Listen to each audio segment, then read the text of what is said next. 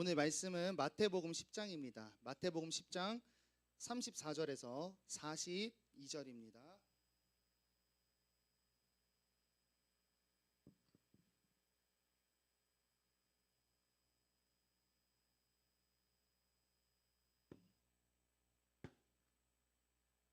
너무 동남아 같죠?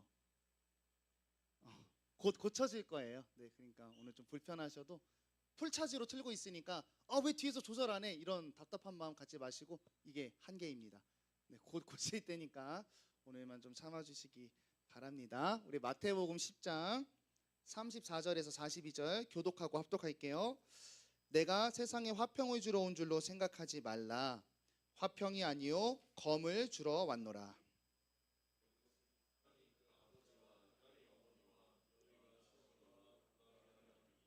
사람의 원수가 자기 집안 식구리라.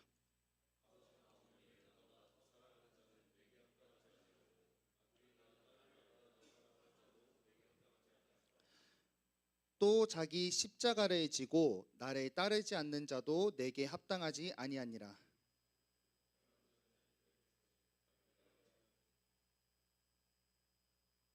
너희를 영접하는 자는 나를 영접하는 것이요 나를 영접하는 자는 나를 보내신 이를 영접하는 것이니라.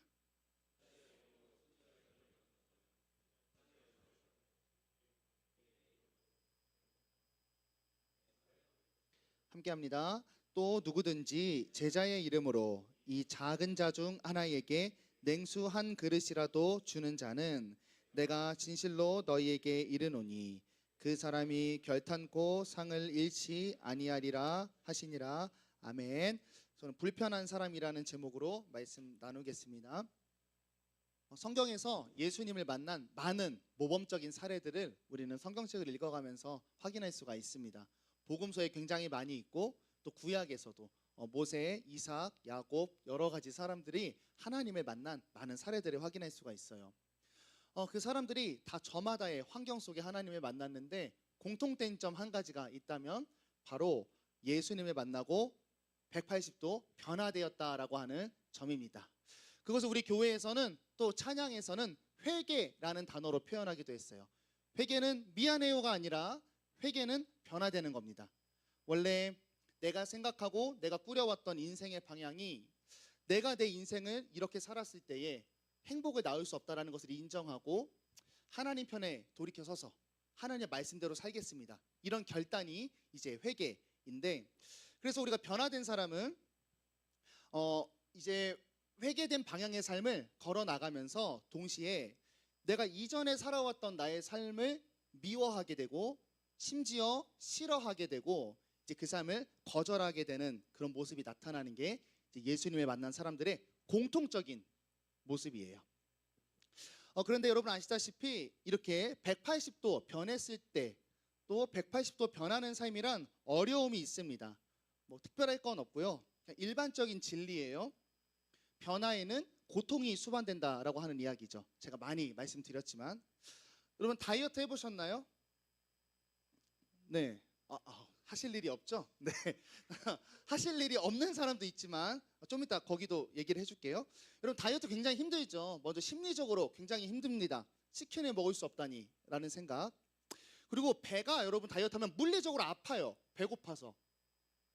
공감이 안 되시는 것 같은데. 그리고 운동을 하면서 나의 지방을 태우는 고통까지 느끼면서 살을 빼는 변화조차도 굉장히 어려움을 줍니다. 또 앞에 계신 원로님처럼 이렇게 마르신 분들은 살이 찌려고 노력을 많이 해요. 저도 원래 음식을 안 좋아해요. 믿기 어렵겠지만. 근데 와서 이제 어르신들 만나고 식사 교제를 하다 보니까 배가 늘었는데 여러분 살 찌는 것도 굉장히 어렵습니다. 이 음식을 먹어내야 하는 이 부담감, 먹고 나서 배가 찢어지는 고통, 왜 먹었을까 답답한 이 느낌, 찌는 것도 빼는 것도 굉장히 어렵죠. 또 여러분 습관 한번 바꿔보셨나요? 오른손잡이가 왼손이 되는 일, 뭐 눈을 깜빡이는 습관을 그만하는 일, 손톱을 물어뜯는 걸 그만하는 일, 여러 가지 습관 바꾸는 것이 결코 쉽지가 않습니다. 왜냐하면 자연스러운 거를 포기해야 되고 내가 이 행동을 하면 만족스러운데 그걸 포기해야 되고 쉬운 걸 포기하는 불편함을 겪어야 되기 때문이에요. 또 여러분 교회 다니면서 가장 많이 하는 것들, 내 가치관을 바꾸는 것도 굉장히 어렵습니다. 이게 굉장히 어려워요. 왜냐하면 지금까지 내가 쌓아놨던 거 있잖아. 열심히 해보려고. 이거를 다 부인하고 포기해야 돼요. 그리고 새로운 방향으로 불안하고 위태한 모험으로 인생을 살아간다는 거 굉장히 어려운 일입니다. 그래서 변화는 우리 개인에게 굉장히 어려워요. 근데 이 정도는 여러분 다 감내하면서 열심히 그리스도인으로 걸어가시는 것 같아요. 그런데 변화가 내 개인의 어려움을 주지만 이 정도는 열심히 하면 돼요. 사실 포기하고. 근데 빡세게 살면 된단 말이에요. 진짜 어려운 건 뭐냐면 우리가 변화됐을 때 여러분 사회적인 차원에서도 고통이 시작된다는 게 어렵습니다. 내가 인정받고 이런 방식으로 살 때 평화롭고 관계가 화려하고 기뻐했던 세상에서 여러분 불편한 사람이 되는 게 그리스도인입니다. 이 사회적인 고통은요, 사회적인 불편함은 굉장히 어려워요. 왜 어렵냐면 보통 우리가 변화할 때 내가 변화를 열심히 하고 잘하면 익숙해져야 되잖아요. 그죠? 근데 사회적으로 오는 불편함은 내가 그리스도인으로 잘하면 잘할수록 더욱 불편해집니다. 그래서 여러분 이 사회적으로 우리가 불편한 사람이 된다는 것은 우리가 감수해야 하는 일이고 또 굉장히 받아들이기 어렵습니다. 여러분 예수 믿으면 이제 이야기거리부터 달라져요. 우리는 당연히 뭐 너 몇 살이야, 몇 킬로야, 얼굴 살이 왜 이렇게 빠졌어, 머리는 잘 볶았네, 너 오늘 취업은 언제 할 거니, 뭐 이런 이야기도 하지만 우리가 예수를 믿게 되면 또 그 친구와 정말 인격적 교제를 하게 된다면 영적인 이야기를 또 빼놓을 수가 없죠. 너 요즘 뭐 예배가 잘 진행되느냐, 말씀을 어디까지 읽었고 이번 주 너네 교회 목사님은 어떤 말씀을 전해주셨니, 이런 이야기를 해야 되는데 할 수가 없죠. 또 삶의 패턴도 많이 바뀝니다. 20대 삶의 패턴은 밤입니다. 그죠? 새벽이고.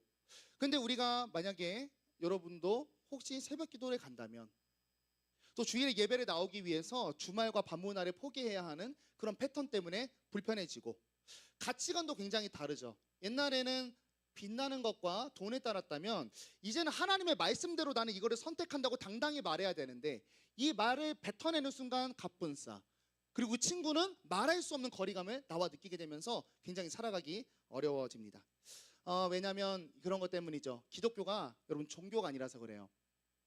종교는 내가 만약에 불교를 믿어요. 그럼 내가 살 때 힘들고 지칠 때 이렇게 산에 한번 가거나 말씀을 듣는 그런 느낌이 종교가 되는 건데 기독교는 여러분 존재가 바뀌는 거여서 그래요. 여러분 만약에 예수 믿고 불편하면 오히려 이런 생각해야 돼. 이거 진짜인가? 하는 거죠. 종교는 내가 불편하면 다음으로 믿을 수 있습니다. 그러나 기독교는 종교가 아니라 생명이고 변화이기 때문에 불편함을 반드시 감수하는 거죠. 그런데 신기한 사람들이 있습니다. 예수님을 믿는데 전혀 불편함이 없는 사람. 일요일에 삶의 행동 반경만 다르고 세상과 똑같은 사람들이 굉장히 많이 있죠. 여러분 좀 어떠세요? 여러분 오늘 말씀은 예수님의 큰 설교 중에 하나예요. 예수님이 큰 설교, 이 덩어리 설교를 많이 하셨는데 대표적으로 두 가지가 있는데 첫 번째는 여러분이 잘 아시는 산상수훈이라는 설교예요. 마태복음 5장부터 나오는데 예수님이 오름직한 동산에 산에 서서 설교해서 산상수훈 뭐 이렇게 표현하는 것 같아요. 이 첫 번째 큰 설교는 이런 내용이었어요. 하나님 나라가 뭐냐, 하나님 백성이 뭐냐, 또 복음은 무엇이냐. 기독교의 정체성을 설명하면서 잘 보세요. 이 첫 번째 설교는 사람들을 초청하는 설교였어요. 하나님의 백성은 이런 거야. 하나님의 나라는 이런 거야. 먼저 그의 나라와 의를 구하세요. 심령이 가난한 자가 천국을 얻어요. 천국은 이런 곳입니다. 첫 번째는 콜링의 설교였어요. 자, 오늘 살펴본 이 두 번째 큰 덩어리의 설교는 어떤 설교냐면, 자, 오늘 10장을 보고 있는데 10장이 이제 설교의 시작이에요. 근데 이런 배경에서 설교가 시작됐어요. 예수님이 12제자를 불렀어. 12제자 불러서 귀신을 쫓아내며 병과 약한 것을 고치는 능력을 주신 다음에 예수께서 이 12를 내보내시며 명하여 이르시되 하면서 설교가 쭉 시작이 돼요. 자, 산상수훈은 사람들로 하여금 교회를 소개하고 예수님께 초청하는 설교였다면 오늘 나누는 이 큰 덩어리의 설교는 뭐냐면 예수를 믿는 제자들을, 잘 보세요, 세상에 던져 넣으면서 하는 설교예요. 자, 그렇기 때문에 중요한 게 뭐냐, 오늘 이 설교의 내용은, 이 10장의 내용은 내가 제자가 만약에 아니라면, 그러니까 내가 예수를 믿지 않는다면, 내가 예수님을 나의 주인으로 고백하고 있는 믿음이 없다면 오늘 설교 내용은 받을 드리기가 굉장히 어렵고 수중이 있는 비밀스러운 이야기입니다. 어떤 의미에서 어렵냐면 내용이 이해하기 어려워서 어렵다는 게 아니라 이 내용을 받아들이는 것 자체에 대해서 굉장히 어려움을 느낄 거예요. 오늘 말씀을 보면서 첫 번째 우리가 되겠죠? 예수님을 믿고 참 그리스도인으로 살면서 세상에서 불편한 여정을 걷고 있다면 오늘 말씀이 제자들에게 하는 이 말씀이 여러분들에게 위로가 되기를 바랍니다. 한편 아직 내가 예수님을 따르지 않고 있었다면, 하지만 나는 교회는 다녀서 제자라고 생각하고 있었다면 오늘 말씀이 주는 불편함을 통해서 여러분의 신앙생활에 도전이 되고 에너지가 될 수 있기를 바랍니다. 가볼게요. 34절 예수님이 말씀하세요. 제자들아, 내가 세상에 화평을 주러 온 줄로 생각하지 말라. 나는 화평이 아니라 검을 주러 왔노라. 시작부터 어려워요, 그죠? 내용 자체도 받기가 어려워요. 화평을 주는 게 아니라 검을 주러 왔다니까 이 내용 자체도 받기가 어려운데, 이 내용을 받아들이기 어려운 두 번째 이유는 뭐냐면 우리가 이제 수많은 설교를 통해 또 읽었던 예수님의 모습과 너무 다르다라고 하는 점이에요. 여러분, 예수님은 옛날에 이런 일을 했어요. 십자가 달리기 돌아가실 때 이제 제사장들과 정치인들이 예수님을 잡으러 와요. 그때 베드로가 빡 돌아가지고 칼 갖고 그 경비원 귀를 잘라요. 그랬더니 예수님께서 이렇게 말씀하셨어요. 내 칼을 도로 칼집에 꽂으라. 칼을 가지는 자는 칼로 망하느니라. 여러분, 예수님은 칼을 싫어합니다. 또한 제자들에게 칼을 주시는 분이 아닙니다. 또한 세상에 칼을 던지는 분이 아니에요. 근데 예수님 오늘 뭐 주러 왔다고 하시죠? 검을 주러 왔다고 하니까 미칠 노릇이죠. 또 한편 이런 일이 있었습니다. 예수님이 죽고 부활하셨어요. 이제 예수님이 부활하신 이 육체와 모습은 우리가 장차 새하늘과 새 땅에 살아갔을 때에 누릴 그럴 육체예요. 부활체예요. 막 사물도 통과하고 막 이래요. 자, 어쨌든 예수님이 부활하신 다음에 제자들에게 이르렀어요. 너희에게 평강이 있을지어다. 아버지께서 나를 보내신 것 같이 나도 너희를 보내니라. 여러분, 예수님은 분명히 평강을 주러 오셨죠. 평강을 주러 오셨고 검을 싫어하시는 예수님이 오늘 뭐라고 말하냐면 난 평강을 주러 온 줄로 생각하지 마. 나는 검을 주러 왔다. 오늘 이야기를 하고 있습니다. 우리가 그럼 이 본문을 어떻게 해석해야 될까? 아까에서 힌트를 얻으면 돼요. 이 메시지는 예수를 믿는 제자들을 향한 메시지라고 했어요. 자, 그렇다면 이런 생각을 하면 되는 거죠. 이 화평이라는 단어가 일반 사람들에게 읽히는 이 내용과 제자가 됐을 때 이 읽히는 화평의 내용이 다르다라고 하는 거예요. 여러분, 세상에서의 화평은 흔들리지 않는 평안함, 시몬스 침대와 같은 것이죠. 그렇죠? 여러분이 잘 먹고 승진하고 명예를 갖고 나중에 건물주에서 월세 돌려서 일 안 해도 돈이 따박따박 들어오며 또 나의 자녀들이 승승장구 잘 자라나며 거칠 것이 없고 100살 죽을 때까지 병 한 번 걸리지 않고 죽는 것도 잠자고 눈 떴더니 죽었어. 이런 개념의 평안이죠. 세상이 이해하는 화평이라는 단어입니다. 그런데 여러분, 제자들에겐 이 화평이라는 단어, 특별히 예수님께서 화평을 선언하셨을 때 이 화평이라는 단어가 조금 다른 차원의 이해가 되는 거예요. 성경에서 말하는 화평은 여러분 많이 설명했어요. 샬롬인데 샬롬도 많이 설명했어요. 관계적인 단어라고 했어요. 하나님과 좋은 관계가 되었을 때 하나님이 내 지경에 펼쳐가시는 삶의 내용들이 화평이에요. 여러분, 같은 단어이지만 제자들에게는 다른 내용입니다. 세상이 말하는 화평은 유한한 이 땅에서 비교 우위적인 상태, 이게 화평이죠, 그죠? 딱 명료하게 정의하면. 근데 제자들에게 화평은 뭐냐면 영원한 곳으로부터 하나님께로부터 오는 절대 우위적인 상태예요. 하나님의 공급이 시작되는, 세상에서는 누릴 수 없는 일들이 시작하는 게 성경이 말하는 화평입니다. 오늘 그래서 이 1절을 통해서 예수님은 우리에게 도전하시는 거죠. 하나님 백성된 우리가 이전 또는 세상과 다른 이해로 세상을 해석하며 살기를 도전하고 있습니다. 결론은 이런 말씀이에요.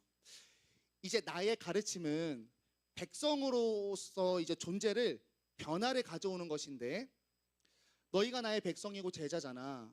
근데 너네는 세상과 다른 존재가 되었기 때문에 너희가 세상에 들어가면 이제 분열과 혼란과 갈등을 일으킬 것이다. 예수님이 설명하시는 거예요. 여기서의 검은 뭡니까?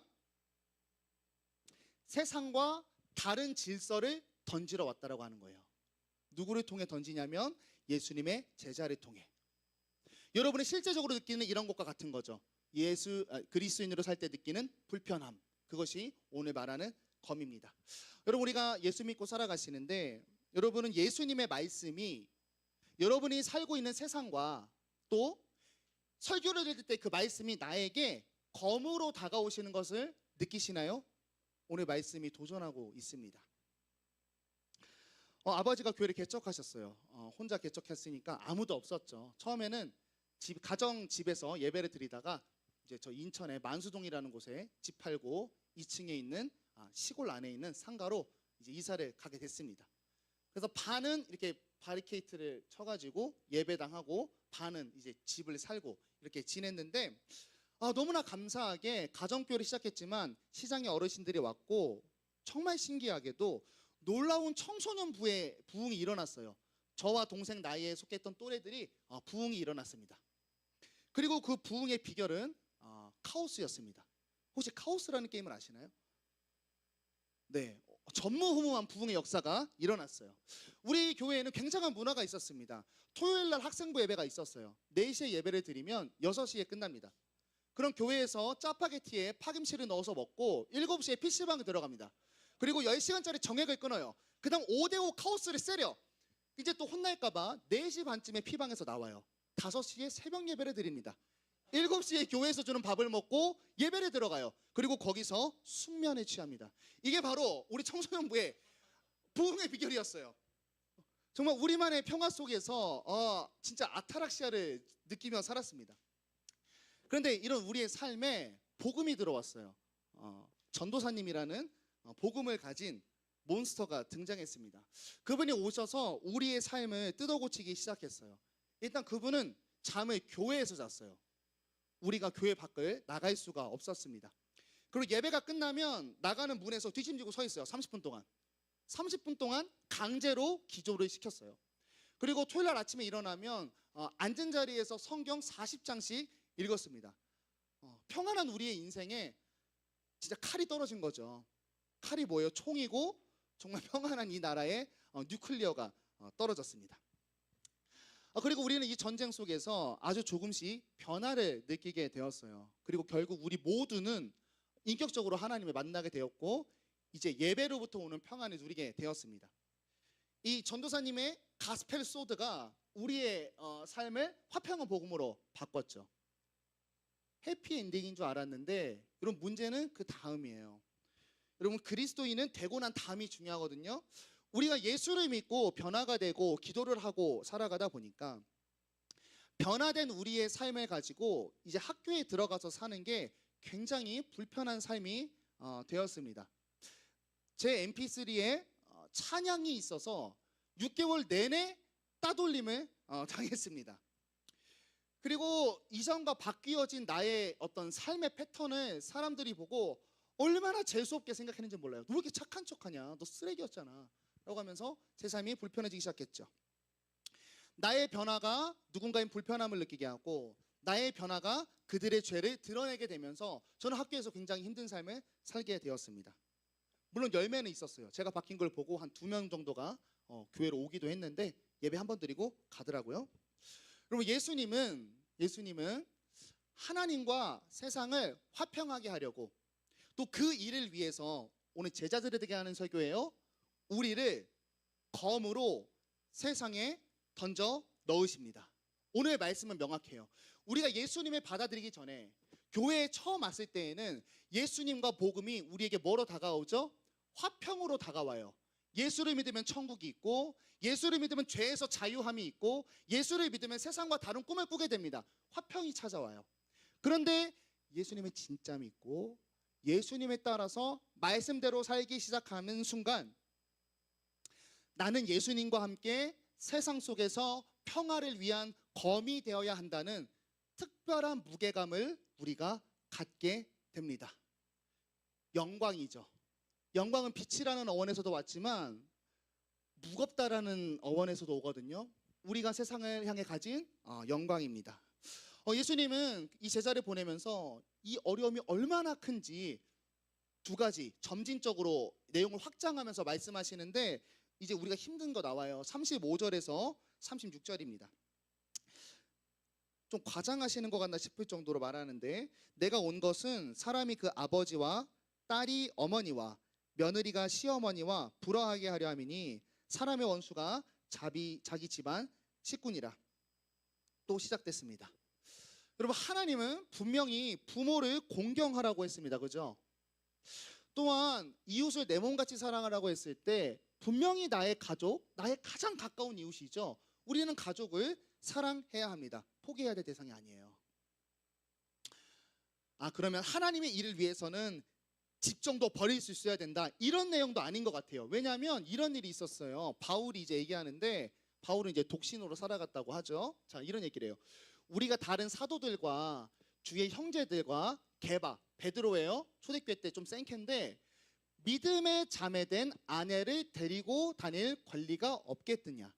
당시 사도들도 아내와 함께 사역하면서 살았어요. 그러니까 가족을 박살내려고 왔다고 하는데 우리가 알던 예수님과 또 다르다라고 하는 거죠. 예수님이 이 가족의 이야기를 꺼낸 것은 여기서의 가족은 진짜 물리적으로 가족을 박살내러 왔다는 게 아니라 나랑 가장 가까운 관계에까지 갈등이 일어날 수 있다는 것을 알려주는 거예요. 여러분, 우리가 세상에서는요, 그리스도인이면서 충분히 지혜롭게, 충분히 갈등을 안 일으키면서 살 수 있습니다. 친구를 덜 만나면 되고, 만나서도 불편한 얘기 안 하면 되고, 나를 드러내지 않으면 됩니다. 그리고 결정적으로 생각보다 세상은 나한테 별로 관심이 없어요. 그죠? 여러분, 그런데 가정은 좀 다르죠. 모든 것이 드러나요. 밖에 갔다가 문 열고 들어오는 이 현관문의 속도를 측정해서 내 분위기와 내 밖에 어떤 일이 있었는지 파악하는 게 가족입니다. 여기서 무엇을 말씀하시냐면, 우리가 제자가 되는 이 복음의 힘과 능력의 범위는 내가 믿고 신뢰하는 영역에까지 불편함을 전달할 수 있다라고 오늘 예수님께서 말씀하시는 거예요. 근데 이 내용이 받아들이기 어려운데 비밀스러움이 있습니다. 오늘 방금 읽었던 이 내용은 믿지 않는 자들에게는 너무나 받기 어려운 이야기예요. 그런데 믿는 우리에게는 이 말씀이 오히려 위로와 확실함으로 다가오기도 합니다. 이런 이유 때문이에요. 진짜 그리스도인, 진짜 복음은 삶의 모든 영역, 삶의 모든 관계, 모든 범위를 포괄해서 가정이든 이웃이든 원수든 상관없이 똑같이 차별 없이 그 복음의 영향이 닿는다라는 확신을 우리는 이곳에서 느낄 수가 있는 거죠. 제자들에게 얘기하는 거예요. 복음이 얘들아, 너희를 배를 버리게 하고 직업을 버리게 하고 친구를 버리게 했지. 그런 거 얘들아, 너희 다 포기하고 예수님의 제자가 되도록 한 게 복음이잖아.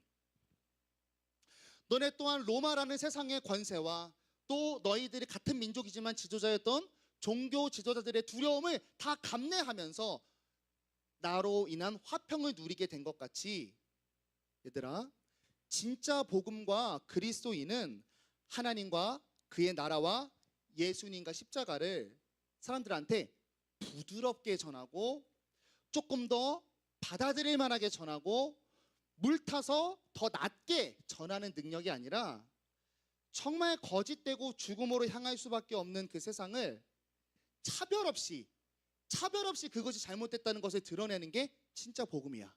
복음은 차별하지 않는다라는 오히려 강력한 메시지를 이것을 통해 얻을 수가 있습니다.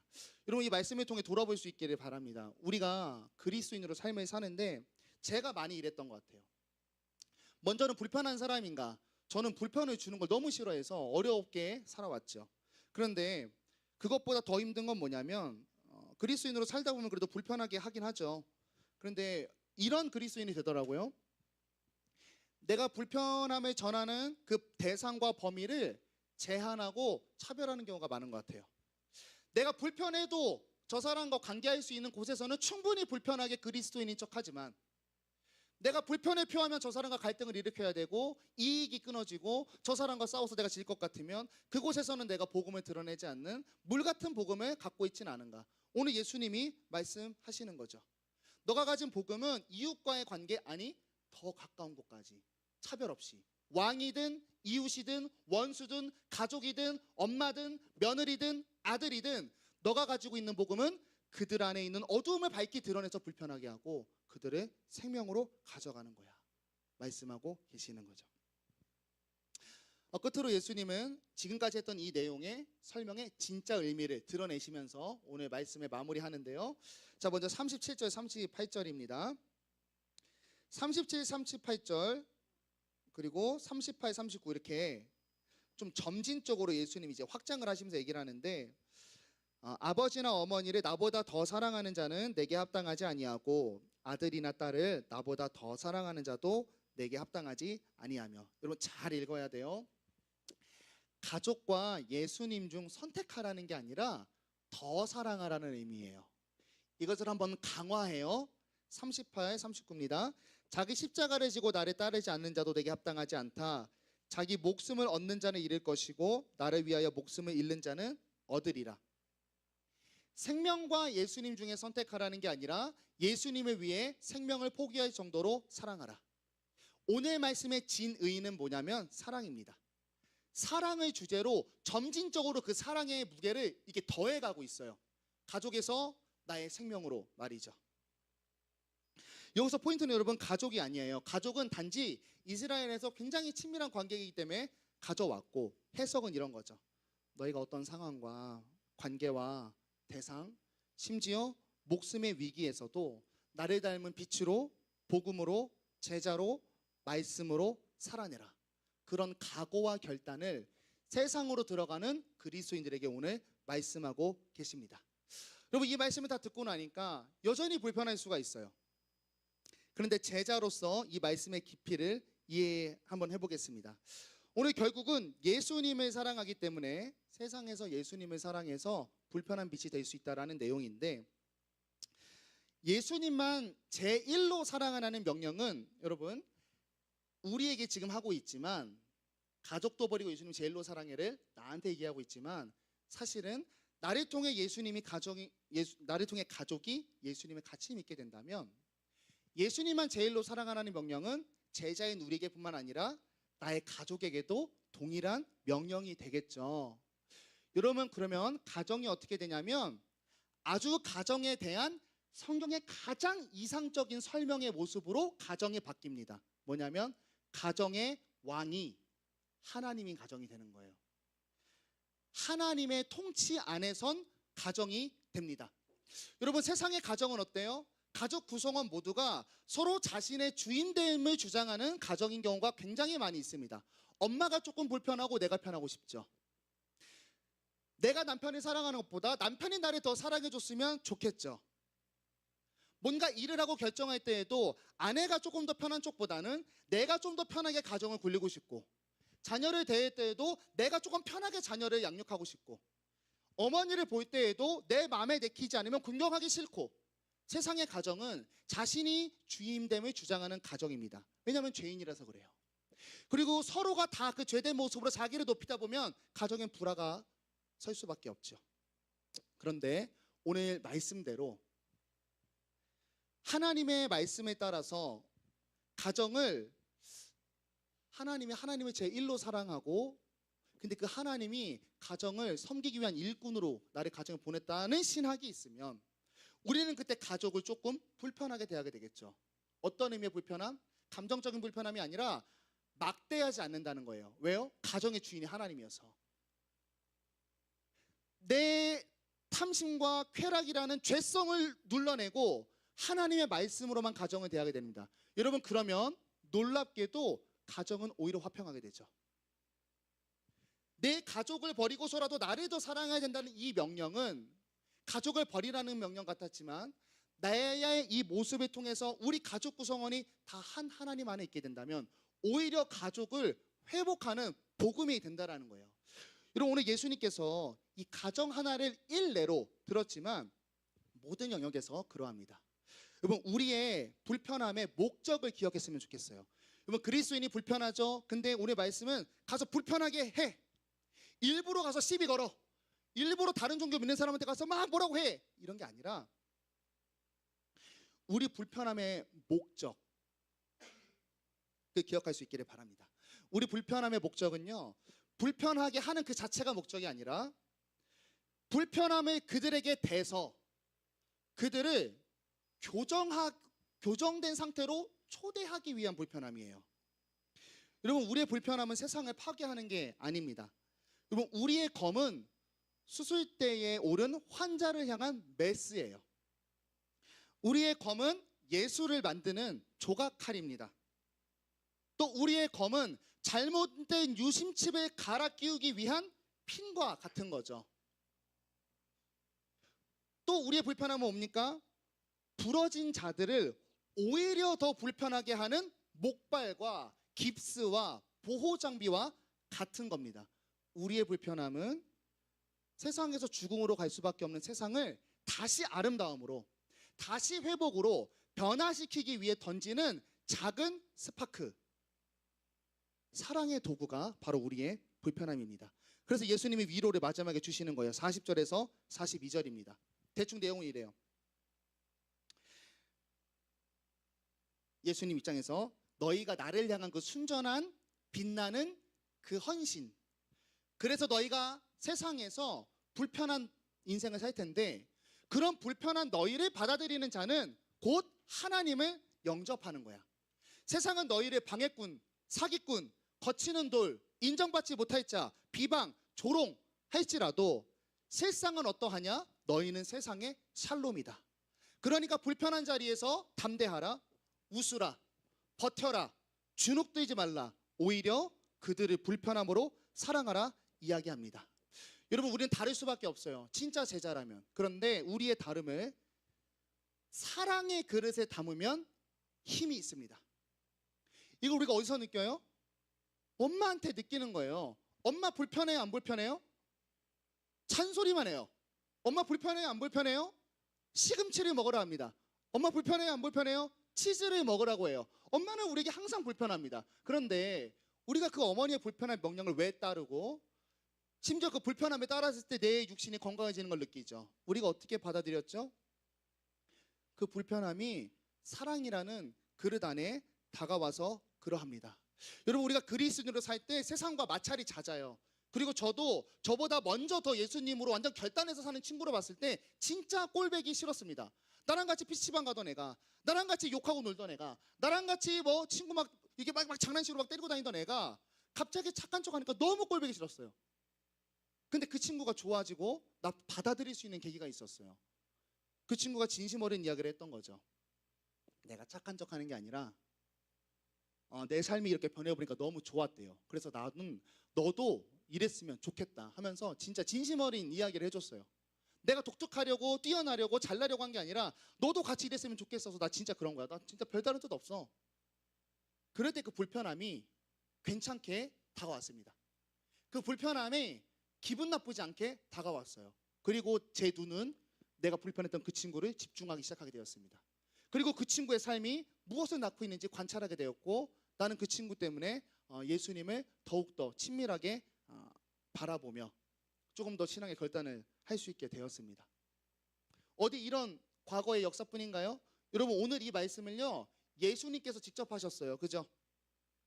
이 땅에 와서 각종 불편한 말에 뱉어냈어요. 너네 예배 그따구로 드리면 안 돼. 어떻게 말씀을 그따구로 전해? 니네가 목사야? 성도한테 어떻게 그렇게 할 수 있어? 너네 설교한대로 인생을 살고 있어? 너네 가난하다고 다 괜찮은 줄 알아? 말씀 아니면 안 돼. 엄청나게 불편하게 했어요. 그런데요, 예수님의 그 불편함을 받아들이는 사람들이 있었습니다. 예수님이 사랑으로 불편함을 뱉었기 때문이죠. 그리고 온 인류가 예수님을 받아들이게 된 결정적인 사건이 있습니다. 그것은 십자가에서 그 사랑을 죽으심으로 표현했을 때 모든 사람은 그제서야 예수님이 하나님의 아들이셨구나, 예수님이 우리를 위해 죽으셨구나, 십자가에 달려서 마지막까지 저들의 죄를 용서해달라고 하셨던 그 사랑의 모습을 보았을 때 예수님이 뱉으셨던 모든 불편함은 생명을 위한 것이었음을 알고 회복되게 되었죠.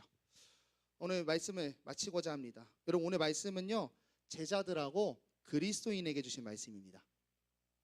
어떤 결단을 한 사람에게 준 말씀이냐면 세상에 던져진 나를 향해 유일한 관심과 사랑으로 오신 분, 그런데 그분이 나를 죽기까지 사랑하셨다라고 하는 그 예수님을 믿어서 이제는 예수님을 사랑하고 예수님과 함께 살고 싶은 사람들에게 오늘 말씀을 이야기하고 있습니다. 여러분, 우리가 교회를 다니고 예수를 믿고 성도라고 불리고 있다라고 한다면 우리는 예수님을 따르며 이렇게 동행하기를, 예수님과 같이 동행하기를 원해야 하는 거죠. 근데 작금의 많은 그리스도인들과 교회 속에는 이상한 현상이 나타나고 있습니다. 예수님과 함께하고 싶다고 너무나 많이 찬양하고 기도하지만 예수님처럼 살지는 않는 이상한 심리가 있습니다. 또한 예수님도 궁금하지 않는 이상한 심리가 있습니다. 하고 싶은 건 단지 예수님을 찬양하는 내 자신밖에 보이지 않는 이상한 종교적 현상이 일어나고 있습니다. 예수님의 영광과 능력은 누리고 싶지만 정작 예수님이 어떻게 이 땅에서 살아서 그런 걸 누리게 됐는지는 전혀 관심이 없습니다. 실용주의적 신앙이죠. 코스트코 신앙. 카트 끌고 매 주일마다 코스트코를 전전긍긍하면서 내 삶에 필요한 말씀과 메시지와 찬양과 나를 만족하게 하고 내가 옳다라고 생각하는 예배와 찬양만 인정하면서 신앙생활하는 그런 실용주의적 신앙, 뽑아먹는 신앙을 하고 있습니다. 근데 여러분, 솔직히 생각해 보세요. 예수님을 원한다면 예수님의 모든 것을 하나도 빠짐없이 해야 돼요. 여러분, 예수님을 찢을 수 있나요?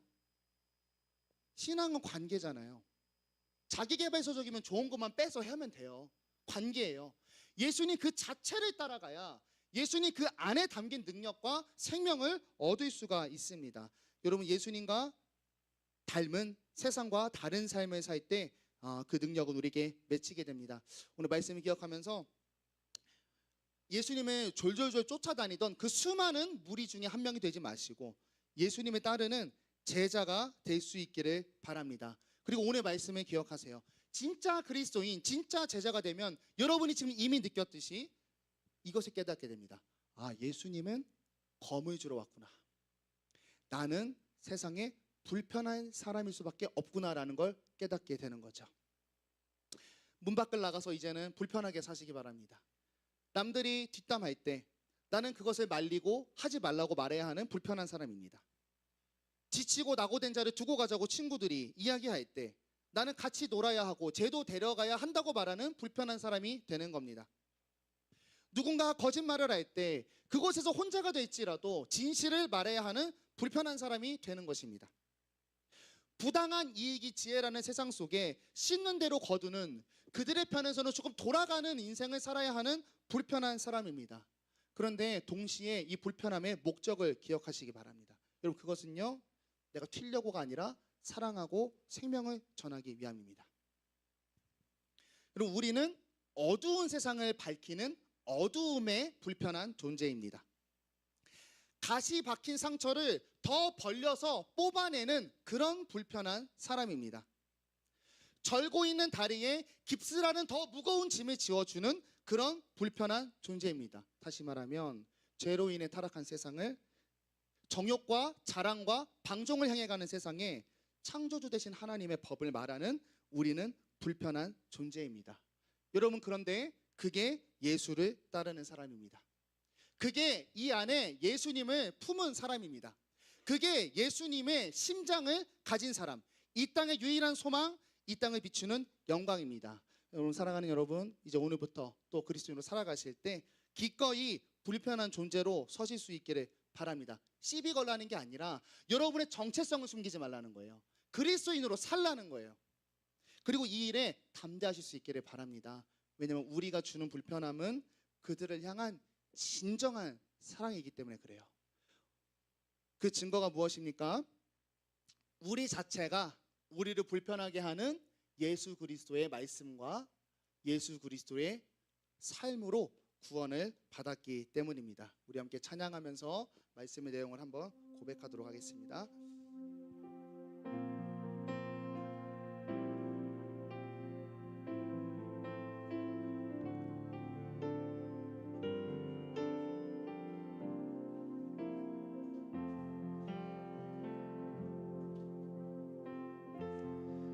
사랑하는 여러분, 우리는 예수님의 제자이고 제자는 예수님을 따라가는 사람입니다. 예수님을 구경하는 게 아니라 예수님이 뭘 좋은 걸 주나 그 주변을 배회하는 사람이 아니라 예수님이라는 존재를 따라가는 사람이에요. 근데 예수님 안에는 너무나 영광스러움과 생명도 있지만 그 안에는 세상과 다르기 때문에 있었던 고난과 불편함이 있습니다. 오늘 찬양하면서 그 예수님 그 자체를 내가 따라가기 원합니다.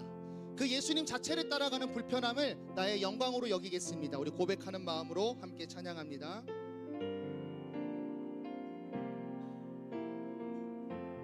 환난 가난과 환난 가난과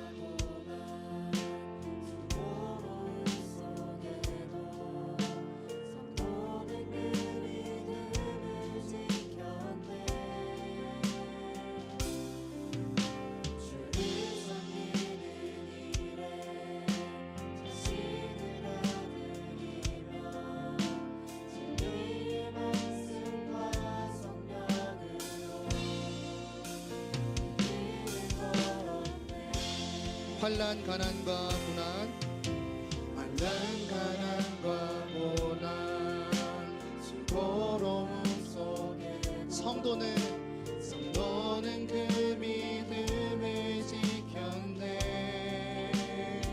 아멘. 주를 섬기는 일에 자신을 다 드리며 진리의 말씀과 성령으로 그 길을 걸었네. 그리스도 안에서 새롭게 그리스도로 인하여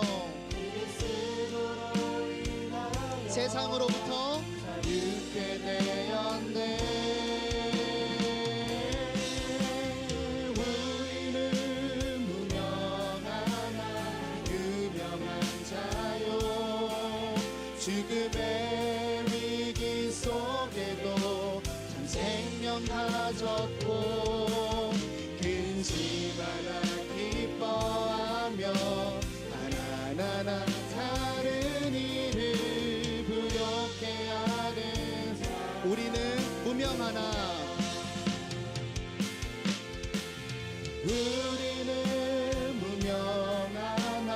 유명한 자요.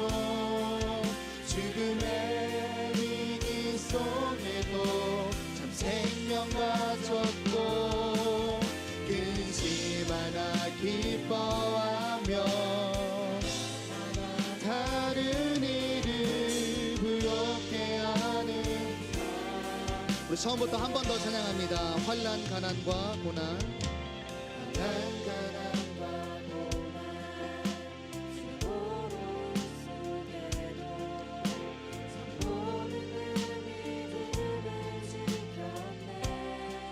예수님께서 우리를 이렇게 평가하기 원합니다. 자신을 다 드리며 진리의 말씀과 성령으로 그 길을 걸었네. 우리가 구별됨은 그리스도 안에서 우리가 그리스도께 속했기 때문입니다. 자유케 되었네. 우리는 무명하나 유명한 자요. 죽음의 위기 속에도 참 생명 가졌고 근심 하나 기뻐하며 다른 일을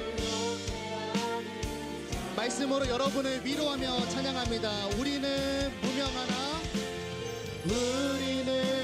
무명하나 유명한 자요.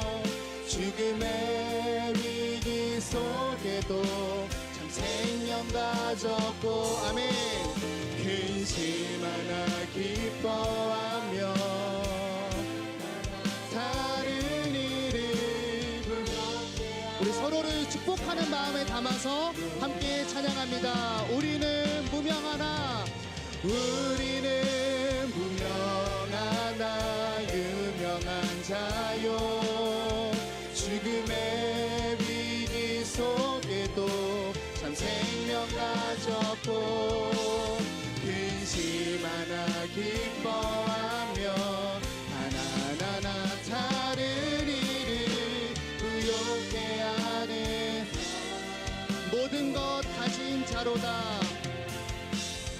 모든 것 가진 자로다.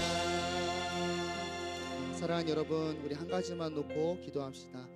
말씀을 생각하시며 여러분이 자유롭게 기도하셔도 좋고, 제가 기도 제목을 한 가지 드리도록 하겠습니다. 사랑하는 여러분, 불편함으로 세상에 서는 일에 대해서 두려울 수는 있어요. 두렵죠. 그런데 그거를 부끄러워하지는 말아야 됩니다. 여러분, 그 고백과 결단을 했으면 좋겠어요. 여러분, 우리가 세상에 달라서 그들을 불편하게 하는 것은 그들을 사랑하는 방법이에요. 예수님의 십자가가 나를 불편하게 하고 나를 돌이키게 했던 그 불편함이었던 것처럼, 우리의 불편함은 세상을 향한 사랑입니다. 여러분, 우리 세상을 사랑해서 불편한 거잖아요. 그들을 주께로 돌이키기 위해서, 그들도 나와 같은 이 샬롬을 누리게 하기 위해서 그들에게 우리가 불편한 것 아닙니까? 이 시간 기도하실 때 혹시 내가 예수님을 부끄러워하고 있었다면, 그래서 감추고 있었다면, 여러분, 우리를 구원하신 예수님 앞에 회개하며 나아가기 원합니다. 그리고 결단합시다. 내가 다시는 내가 받은 예수님의 십자가를, 세상과 다른 이 삶을 부끄러워하지 않겠습니다. 두렵고 넘어지고 쓰러지고 실패할 때는 있겠지만 적어도 부끄러워하지 않겠습니다. 내가 받은 복음과 내가 받은 자유함과 내가 받은 주 예수 그리스도께 받은 사랑을 부끄러워하지 않겠습니다. 이 시간 결단하며 또 개인적으로 말씀 생각하며 이 시간 기도하며 나가겠습니다. 하나님 아버지, 감사합니다. 나는 주의 그리스도인으로서, 하나님의 성도로서 어떤 삶을 살아가고 있었는지 내 자신을 바라봅니다. 주여, 내가 예수의 이름을 걸고 사는 것에 대하여 혹시 내가 주 예수의 이름을, 아버지의 십자가를, 또 그리스도인 닮은 이 삶을, 또 세상에서 바보 같다 비방하는 이 삶을 혹시 내가 부끄럽게 여기고 있었는지 않았는지 이 시간 주님 앞에 엎드려서 내 자신을 고백합니다. 하나님, 난 세상과 다릅니다. 난 성도요 그리스도인이요 세상과 다른 삶을 살아갈 수밖에 없는 사람입니다.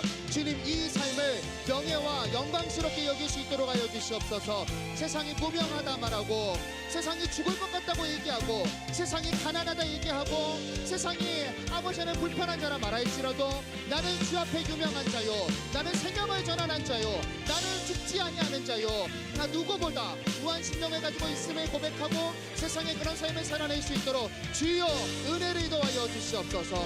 우리 귀한 청년들의 삶 가운데 그런 영광을 부어 주시옵소서. 예수를 담은 불편함, 그런 무게를 가진 인생을 살아갈 수 있는 청년들 되게 하시고, 그 영광으로 말미암아 하나님의 샬롬을 경험하는 귀한 청년 될 수 있도록 인도하여 주시옵소서. 저들의 생업과 선택과 꿈과 도전 위에 하나님의 거룩함이 함께하여 주시옵소서.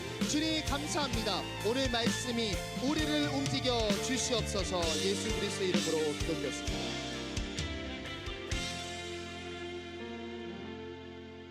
제자에게 주어지는 불편함이라는 이 영광스러운 무게를 감내하며 하나님이 이루어 주실 샬롬을 기대하며 살아가게 하여 주시옵소서. 예수님의 이름으로 기도드렸습니다. 아멘.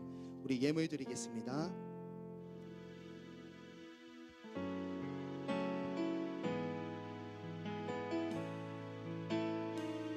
그 고백을 담아 주께 예물 드립니다. 내 삶은 주의 것, 내 삶은 주의 것, 온전한 신뢰를 주께 드리네.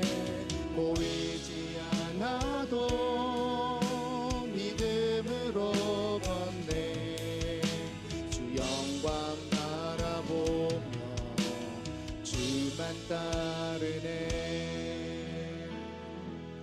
하나님, 예물을 고백을 담아 올려드렸습니다. 저희의 삶은 이전과 다릅니다. 이제 주님의 것입니다를 예물로 담아 고백하였으니 하나님께서 저희의 이 고백을 기쁘게 음양하여 주시옵소서. 주님께 올려드린 이 예물이 우리 귀한 청년들의 삶을 하나님의 나라로 세워가는 일에 쓰임받게 하여 주시옵소서. 또한 그리스도인으로서 용기 있게 불편함을 감내하는 곳에서 우리 귀한 청년들로 인하여 그곳에 생명을 피우는 일에 예물이 쓰임받게 하여 주시옵소서. 예수 그리스도의 이름으로 기도드렸습니다. 아멘. 주 예수 그리스도의 은혜와 하나님의 사랑과 성령 하나님의 위로, 교통, 충만, 내주, 말씀을 조명하여 주심, 또 말씀을 삶 속에서 적용하여 주시는 은혜가 세상에서 성도, 거룩한 무리, 구별된 무리로 살아가기를 소망하는 우리 신관 공동체의 머리머리 위에 이제로부터 영원토록 함께 있을지어다. 아멘.